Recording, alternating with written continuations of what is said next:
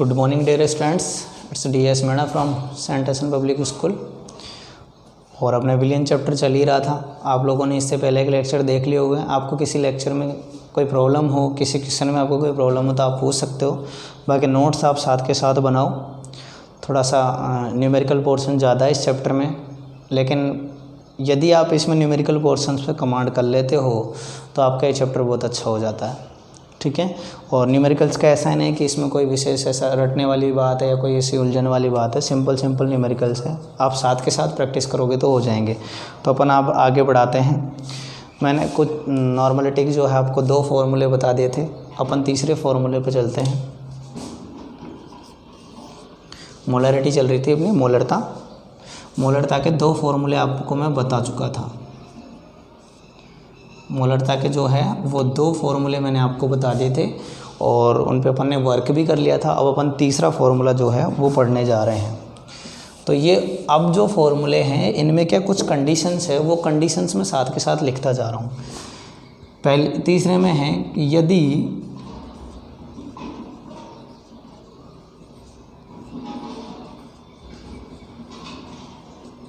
किसी विलियन में एक अभिकारक के N1 मोल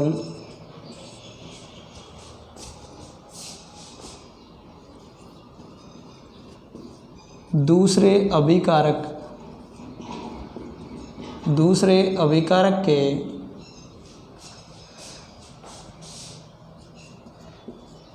N2 मोल से अभिक्रिया करे तो कंडीशन क्या है? यदि किसी विलियन में एक अभिकारक के N1 मोल जो है वो दूसरे अभिकारक के N2 मोल से अभिक्रिया करता है तो फॉर्मूला अपन क्या लगाते हैं? अपन फॉर्मूला लगाते हैं M1V1 bye N1 equal to M2V2 bye N2। आपको इस सूत्र को क्या करना है? उपयोग में लेना है। यदि कंडीशन दे रखी है कि एक अभिकारक के N1 मोल दूसरे अभिकारक के N2 मोल के साथ में क्या करते हैं? अभिक्रिया करते हैं। ये अक्सर ट्राइनरी सॉल्यूशंस में होता है, वैसे बेसिकली अपने बाइनरी सॉल्यूशंस है। फिर भी आप इसका स्क्रीनशॉट ले लीजिए।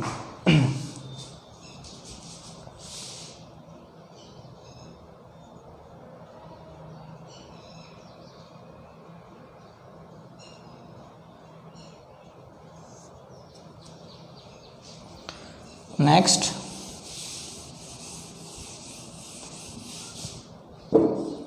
फोर्थ है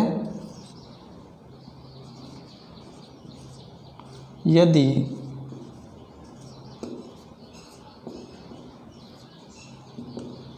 एक विलियन के साथ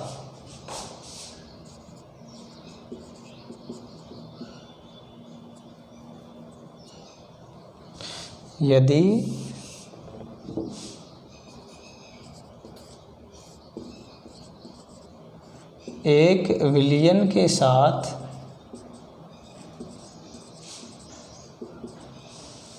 किसी दूसरे विलियन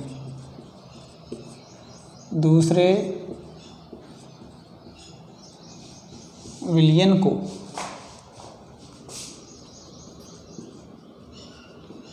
मिलाया जाता है तो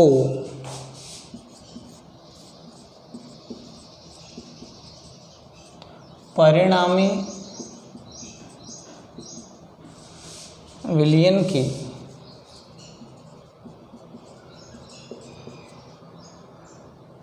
मोलरता निम्न प्रकार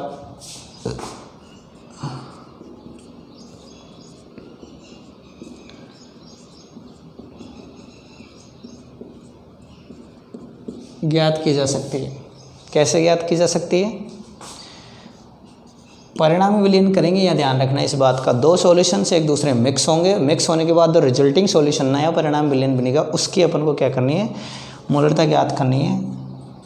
तो M1V1 plus M2V2 bye V1 plus V2, ये वाला आपको फॉर्मूला लगाना है। इसमें मैं एक क्वेश्चन बता देता हूँ, आप फटाफट इसका स्क्रीनशॉट ले लीजिए।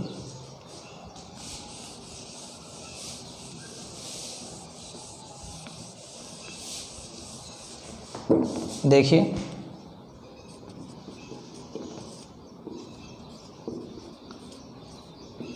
किसी विलियन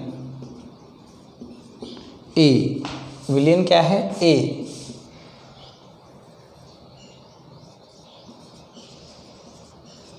जिसकी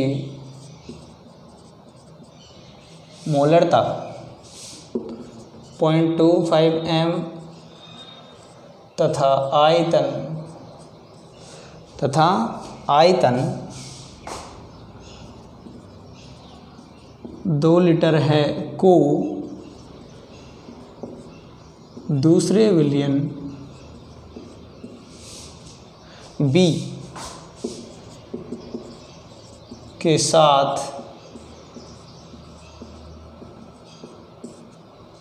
मिलाया गया है, तो इस परिणामी विलियन की मोलरता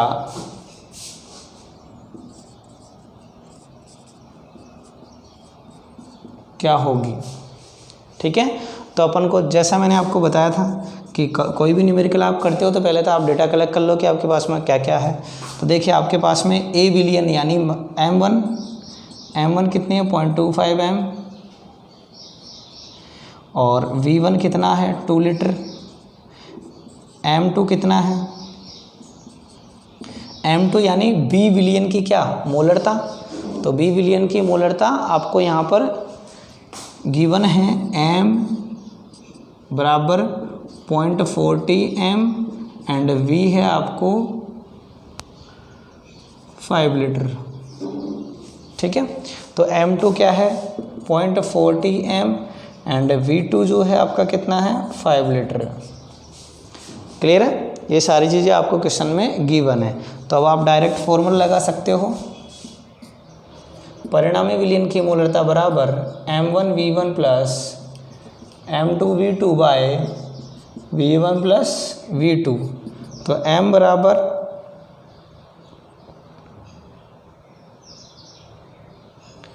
आपका है 0.25 into 2 plus 0.40 into 5 by 2 plus 5। तो यहाँ पर M बराबर 0.50 प्लस 2.00 बाय 7। तो मोलरता जो है वो 0.357 मोल प्रति लीटर। मोलरता क्या आई है आपकी? मोलरता आई है 0.357 मोल प्रति लीटर, यानी कि ये जो दो विलियन थे, इन दोनों विलियनों को मिक्स किया। मिक्स करने के बाद में परिणामी विलियन जो है, परिणामी विलियन की जो मोलरता है वो कितनी आई है? 0.357 मोल लीटर इनवर्स। क्लियर है? फटाफट इसका स्क्रीनशॉट ले लीजिए।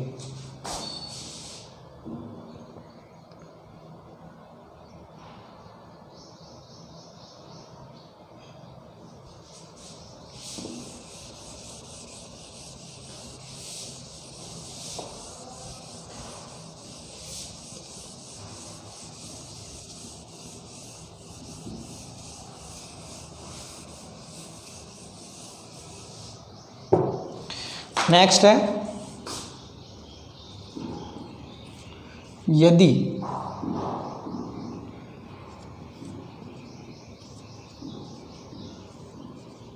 विलियन की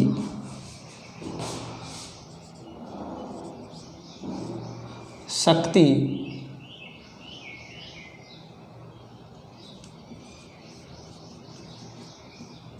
दी गई है तो मोलरता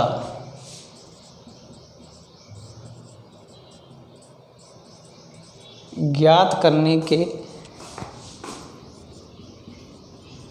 लिए निम्न सूत्र का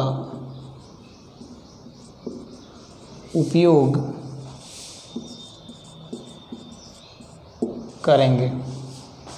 ठीक है, तो शक्ति के लिए क्या करेंगे कि मोलरता बराबर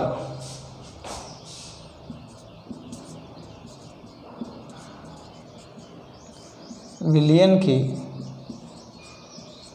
शक्ति ग्राम लीटर इनवर्स में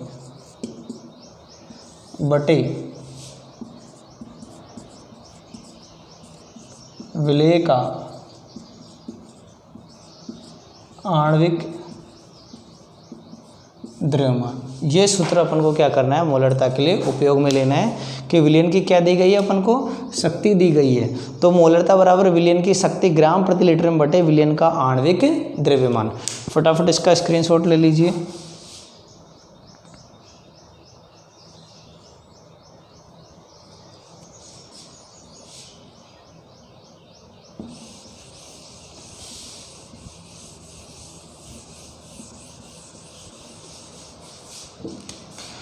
और यदि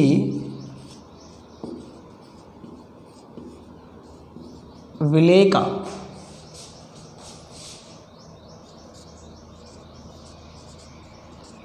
प्रतिशत दिया गया हो तो मोलरता ज्ञात करने के लिए अपन क्या करेंगे, मोलरता बराबर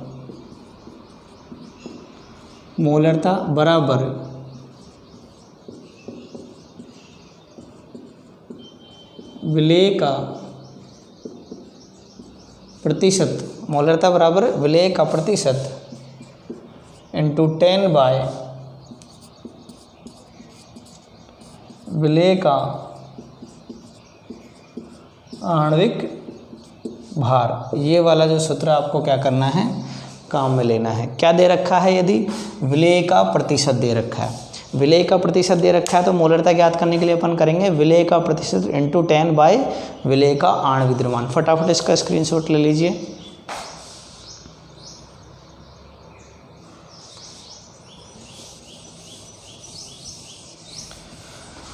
अब मोलरता के कुछ टर्म्स है वो मैं आपको बता देता हूँ। कभी कभी क्या होता है कि मोलरता नहीं दी होती, कुछ शब्द लिखे हुए होते हैं, उन शब्दों से अपन को ये पता लगाना होता है कि एक्चुअल में इस विलयन में मोलरता क्या है। तो वो टर्मिनोलॉजी जो है वो मैं आपको बता देता हूँ ताकि आपको कभी ऐसा कोई क्वेश्चन आ जाए तो दिक्कत नहीं हो। कॉम्पिटिशन्स में अक्सर ऐसा क्वेश्चन डाल देते हैं। तो हम क्या, मोलरता हमको निकालना आता है लेकिन वो जो वर्ड है वो ही समझ में नहीं आएगा तो अपन को पता ही नहीं चलेगा कि मोलरता है क्या। तो सबसे पहले जैसे ये लिख रखा है 1 m, तो इसे बोलेंगे 1 मोलर विलयन। इसे क्या बोलेंगे, 1 मोलर विलयन। ठीक है, यदि ये यहाँ पर 2 है, यहाँ पर क्या है 2 है, तो इससे बोलेंगे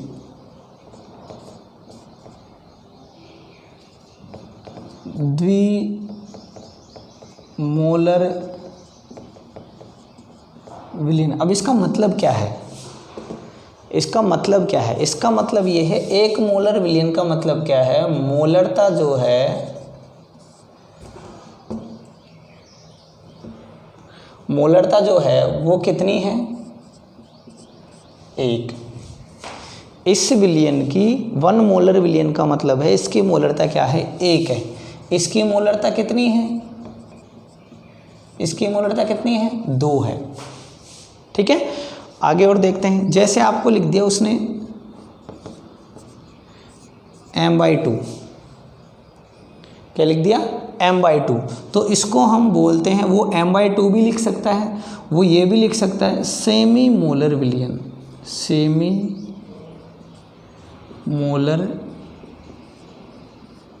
विलयन। m/2 भी लिख सकता है और सेमी मोलर विलयन भी लिख सकता है। इस कंडीशन में वहाँ पर मोलरता क्या होगी, मोलरता होगी 1/2 या 0.5।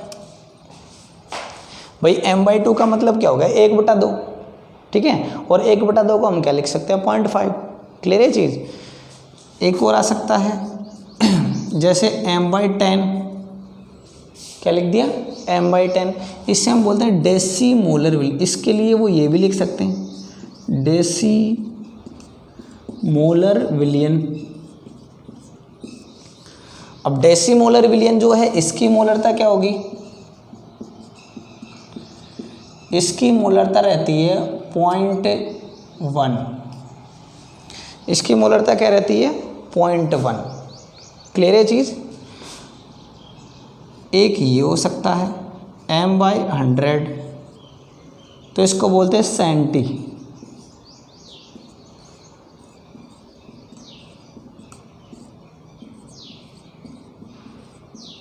सेंटीमोलर विलियन। तो देखिए इसकी मोलरता क्या होगी,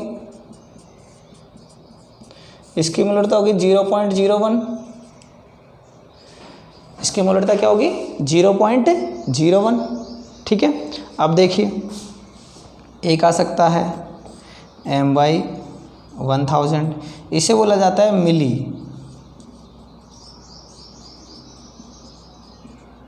मिलीमोलर विलियन। ठीक है, तो इसमें मोलरता क्या होती है,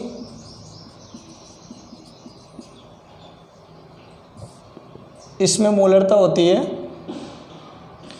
0.001।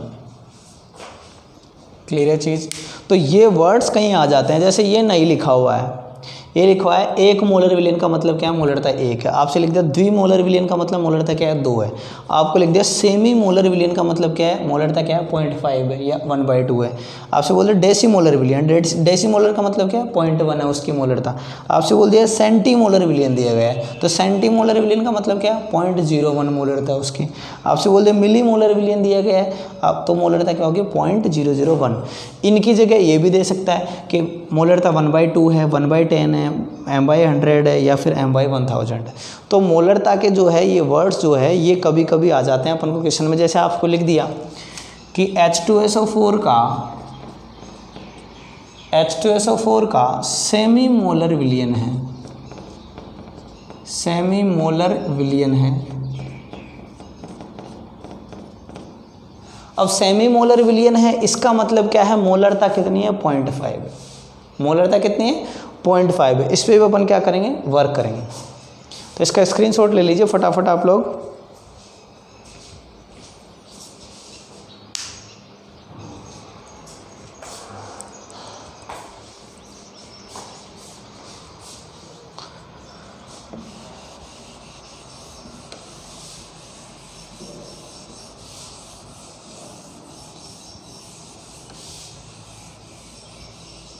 अब कंसंट्रेशन कैलकुलेशन की नेक्स्ट जो टर्म है वो मैं बता देता हूँ आप लोगों को, नॉर्मलता।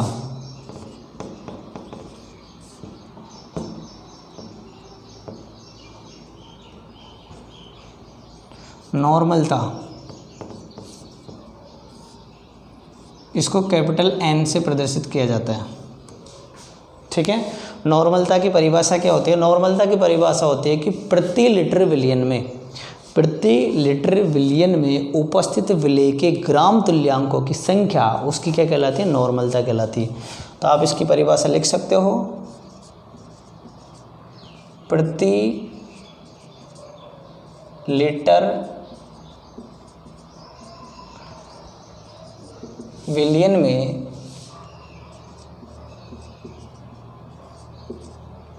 उपस्थित विलेय के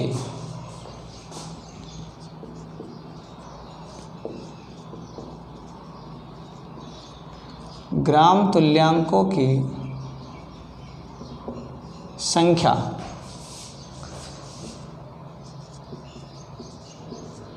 उसकी नॉर्मलता कहलाती है। अब यह नई टेंशन आ गई, नई टेंशन क्या आ गई, ग्राम तुल्यांक। ठीक है, ये तो हमको पता था। कि भाई विलियन का आयतन किस में लेते हैं, लीटर में लेते हैं। लेकिन एक नया वर्ड आ गया क्या, ग्राम तुल्यांक। तो अपन को इसकी टेंशन नहीं लेनी, इसको मैं समझा रहा हूँ आप लोगों को। तो इसका जनरल फॉर्मूला जो है वो क्या है, नॉर्मलता का जनरल फॉर्मूला है नॉर्मलता बराबर विलेय के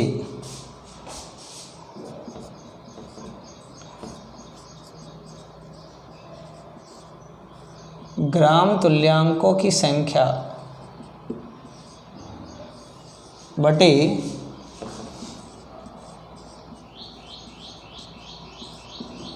विलियन का आयतन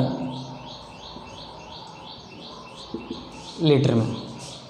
विलेय के ग्राम तुल्यांकों की संख्या बटे विलियन का आयतन लीटर में। अब देखिए विलियन का आयतन लीटर में ये तो आपको क्वेश्चन में मिल जाएगा, ठीक है, लेकिन विलेय की ग्राम तुल्यांकों की संख्या जो है ये आपको क्वेश्चन में नहीं मिलेगी। तो इसके लिए अपन को क्या करना है, एक और फॉर्मूला है, विलेय की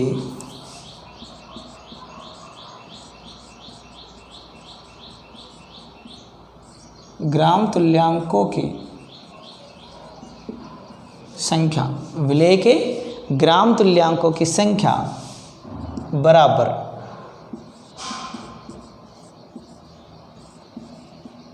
विलेय का दिया गया भार बटे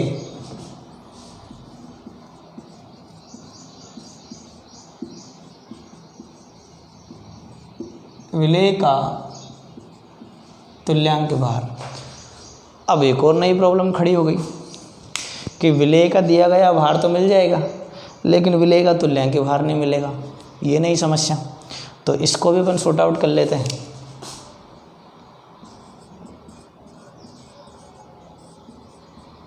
विलेय का तुल्यांक भार बराबर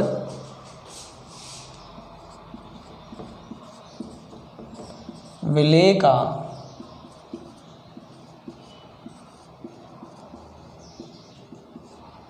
आणविक द्रव्यमान बटे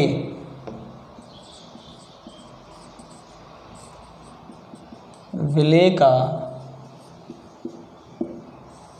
संयोजकता कारक।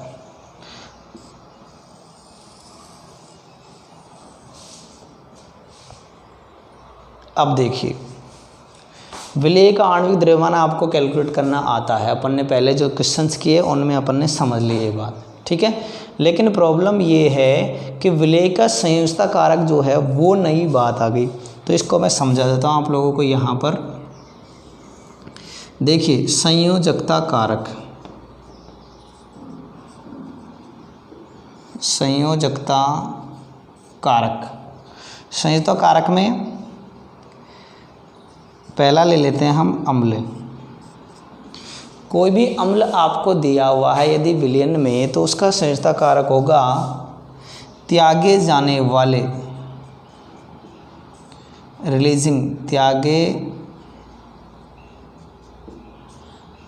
जाने वाले H+ आयनों की संख्या। क्लियर है चीज़।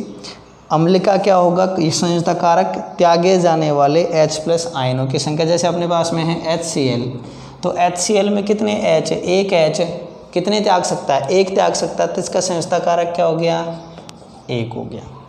क्लियर है। आपके पास में है HNO3, इसमें कितना है, एक है, एक रिलीज कर सकता है। आपके पास में है H2SO4, तो ये कितने त्याग सकता है, दो, तो इसका संयोजकता कारक क्या हो गया, दो हो गया। ध्यान रहेगी ये बात। अब हम बात करते हैं क्षार की। क्षार के लिए क्या होता है, त्यागे जाने वाले OH- आयनों की संख्या। जैसे NaOH है, NaOH एक क्षार है, इसमें कितने OH है, एक ही है, तो इसकी संयोजकता कारक क्या हो गया, एक। जैसे अपने पास में KOH है तो इसका कितना हो गया 1। क्लियर है। आपके पास में है MgOH होल ट्वाइस, तो OH कितने हैं 2 है, तो संयुक्ता कारक क्या हो गया 2 हो गया। ये चीज़ आप लोगों को ध्यान में रखनी है। अब देखिए, अब अम्ल हो गया, क्षार हो गया, बचा क्या लवण। लवण में पॉजिटिव या नेगेटिव आवेश का मान, पॉजिटिव और नेगेटिव जैसे अपने पास में है NaCl, तो Na+1 और Cl-1, तो हमको प्लस और माइनस से कोई मतलब नहीं है, हमको तो ये न्यूमेरिक वैल्यू है ना, आंकिक मान, इससे मतलब है। तो इसका संयुक्ता कारक क्या हो गया 1। जैसे आपके पास में है ZnSO4, तो ये बनाएगा Zn+2 और SO4-2, तो ये प्लस और माइनस से हमको कोई मतलब ही नहीं है, तो इसका संयुक्ता कारक कितना हो गया 2। इस चीज़ का आपको ध्यान रखना है। क्लियर है ये चीज़। तो फटाफट आप इसका स्क्रीनशॉट ले लीजिए, फिर इस पर क्वेश्चन बताएंगे।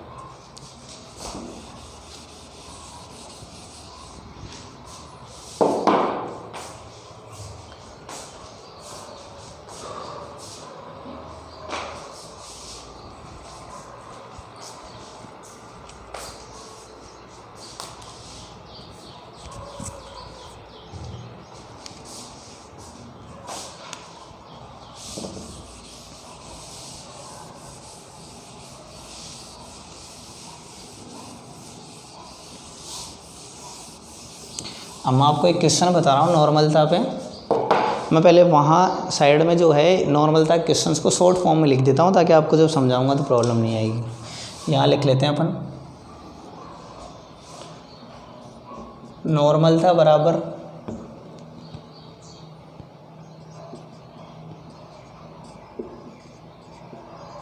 ग्राम तुल्यांक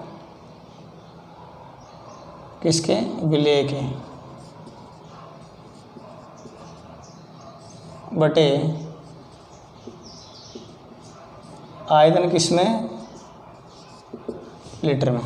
नॉर्मलता बराबर ग्राम तुल्यांक विलेय के किसमें, और आयतन किसमें, लीटर में। अब ग्राम तुल्यांक बराबर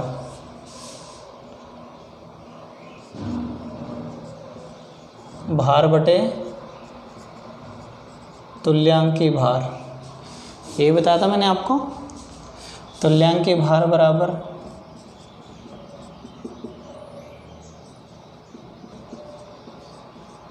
आणविक द्रव्यमान बटे संयोजकता कारक। ठीक है, इनको थोड़ा अपन काम में लेंगे। मैं क्वेश्चन बता रहा हूँ।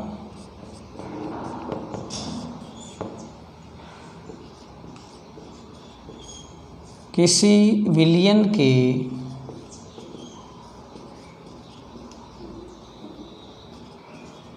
दो लीटर आयतन में, किसी विलयन के 2 लीटर आयतन में 980 ग्राम, या कर लेते हैं अपन 730 ग्राम HCl को मिलाया गया है, तो इसकी नॉर्मलता क्या होगी। ठीक है, तो देख लीजिए क्या क्या है अपने पास में। V है, कितना है, 2 लीटर है। V कितना है, 2 लीटर है। और W है, कितना है, 730 ग्राम। W क्या है, WB क्या है, WB क्या है, 730 ग्राम, 730 ग्राम। अब देखिए, अब हमको नॉर्मलता ज्ञात करनी है, तो नॉर्मलता के लिए क्या चाहिए, ग्राम तुल्यांक विलेय के बटे आयतन लीटर में। अब आयतन लीटर में तो है, लेकिन ग्राम तुल्यांक नहीं है। ग्राम तुल्यांक के लिए भार बटे तुल्यांक की भार, अब भार तो दे रखा है लेकिन तुल्यांक की भार नहीं है। तुल्यांक की भार के लिए आणविक द्रव्यमान बटे संयुक्ता कारक, तो यहाँ से अपना काम बन सकता है। तो देखिए अपन सीधा ज्ञात करते हैं पहले तुल्यांक भार। तुल्यांक भार बराबर आणविक द्रव्यमान कितना है, इसका आणविक द्रव्यमान कितना होता है 36.5 HCl 1 + 35.5 36.5। ठीक है, अब इसमें कितने H+ है, HCl में कितने H+ है 1, तो संयुक्त कारक क्या आ गया 1, संयुक्त कारक क्या आ गया 1, तो तुल्यांक भार क्या आ गया 36.5 ग्राम। क्लियर है। अब क्या ज्ञात करेंगे, ग्राम तुल्यांकों की संख्या, तुल्यांक की संख्या क्या है, भार कितना दे रखा है 730 बाई तुल्यांक भार, तुल्यांक भार कितना आया 36.5, कितना आया 36.5, तो इसको सॉर्ट आउट करेंगे तो क्या आ जाएगा 20। ठीक है, अब देखिए, अब नॉर्मलता आप ज्ञात कर सकते हो। नॉर्मलता बराबर क्या है, ग्राम तुल्यांक किसके विलय के कितने आए 20, ग्राम तुल्यांकों की संख्या कितनी आई 20 आई। आयतन लीटर में कितना दे रखा है 2 लीटर, तो क्या गया 10, तो ये हो गया 10 ग्राम तुल्यांक प्रति लीटर। तो इसकी यूनिट क्या हो गई ग्राम तुल्यांक प्रति लीटर। देखिए ग्राम तुल्यांक प्रति लीटर क्यों कहा, ऊपर क्या रखा था अपन ने ग्राम तुल्यांक, नीचे क्या था आयतन लीटर में, ये ऊपर गया तो क्या हो गया इन्वर्स हो गया। तो मोलरता की इकाई भी अपन ने निकाली थी ऐसे, इसी तरह किसकी है नॉर्मलता की इकाई। इसका स्क्रीनशॉट ले लीजिए फटाफट।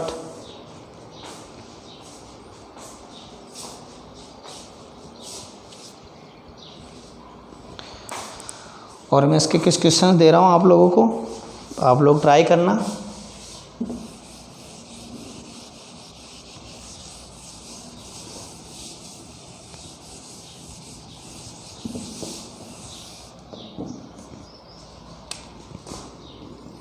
क्वेश्चन नंबर 1 है, यदि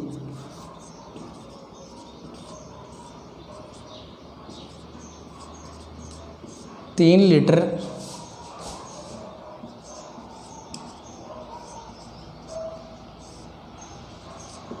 विलियन में, यदि 3 लीटर विलियन में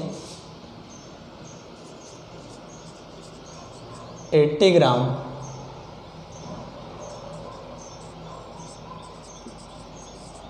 HNO3 को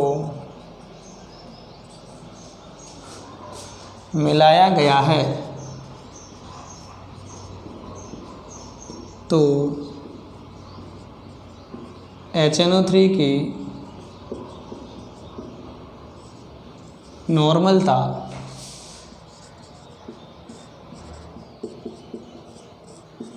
क्या होगी। क्वेश्चन नंबर 2 है,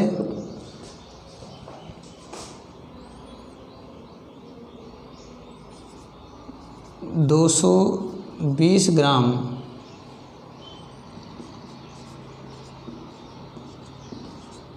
NaOH को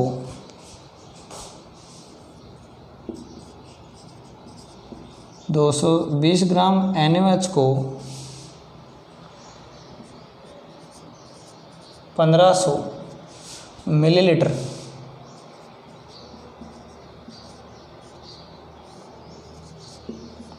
आयतन में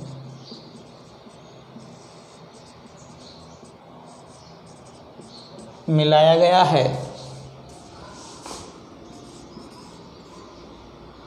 तो NaOH की नॉर्मलता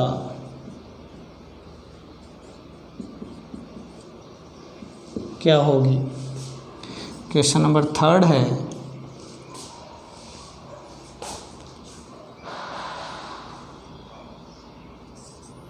(460 ग्राम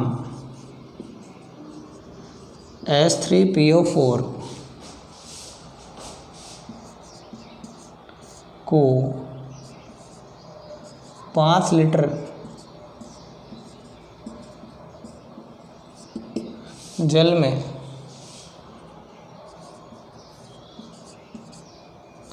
5 लीटर जल में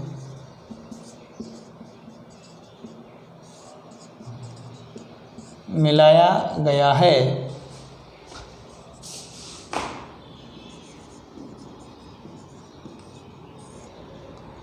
तो इसकी नॉर्मलता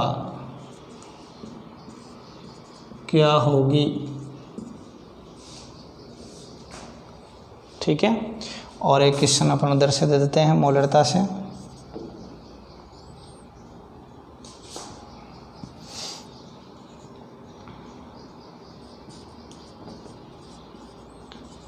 H2SO4 के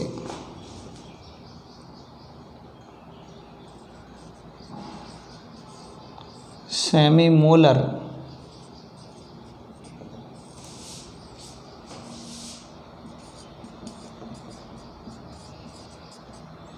विलयन के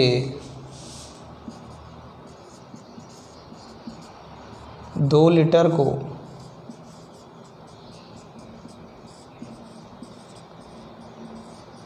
बनाने के लिए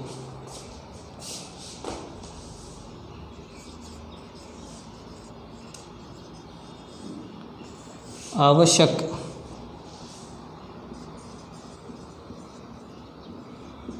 H2SO4 की मात्रा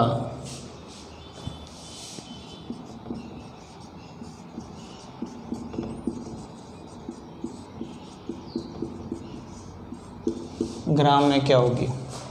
ठीक है, ये क्वेश्चंस आप लोगों को ट्राई करने हैं, और कोई सा क्वेश्चन नहीं आता है तो आप आराम से पूछ सकते हो।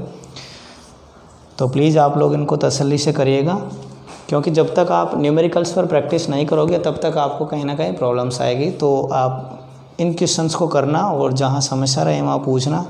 बाकी इनको करने से पहले आप वीडियो को अच्छे से ध्यान से देखना, अच्छे से प्रॉपर तरीके से नोट्स बनाना, उसको प्रॉपर तरीके से रिवाइज करना। उसके बाद आप कोशिश करना कि इन क्वेश्चंस को, ये क्वेश्चंस हो जाते हैं तो आपके पास में जो दूसरी सीटें उनसे भी आप क्वेश्चंस ट्राई कर सकते हो, और किसी क्वेश्चन में कोई प्रॉब्लम होती है तो आप पूछ सकते हो। ठीक है, वीडियो को ज़्यादा से ज़्यादा लाइक करें, ज़्यादा से ज़्यादा शेयर करें, और चैनल जो है उसको सब्सक्राइब कर ले, ताकि और बेल आइकन जो है उसको ऑन कर ले, ताकि आपको आने वाले जो वीडियो हैं उनके अपडेट्स जो है वो मिलते रहे। Thank you.